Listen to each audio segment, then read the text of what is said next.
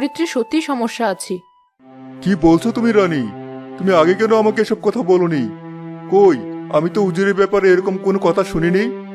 আপনি সত্যিটা জানেন না মহারাজ। এর আগেও উজির অনেক দাসীকে বিরক্ত করেছে। আমি এতদিন সম্মানের ভয়ে কাউকে কিছুই বলিনি, কিন্তু আজকে বাধ্য হয়ে আপনাকে সত্যিটা বললাম। এখন আপনি সিদ্ধান্ত নেবেন। কত বড় সর্বনাশ করলাম আমি! না জেনে না বুঝে শুধু শুধু একটা মেয়ের উপর এত বড় সিদ্ধান্ত নিলাম। এখন তো মনে হচ্ছে আমি পাপী, আমি দোষী। মহারাজ, আপনি এখনই উজিরকে তার শাস্তি দিন। উজির যেমন একটা নিরীহ মেয়েকে মাথার চুল ন্যাড়া করে রাজ্য ছাড়া করেছে, তাকেও আপনি এই ধরনের একটা বড় অসম্মানজনক শাস্তি দিবেন। রানী, তুমি আমাকে ক্ষমা করো। প্রধান উজিরকে আমি কখনোই শাস্তি দিতে পারবো না। ও ছাড়া আমার রাজ্য একেবারে অচল। ও যদি বিদ্রোহ করে বসে, তাহলে আমাকে এই রাজ্য ছেড়ে চলে যেতে হবে। সব প্রজারা আমার বিপক্ষে চলে যাবে। ছি ছি মহারাজ, নিজের রাজ্যের লোভে শেষ পর্যন্ত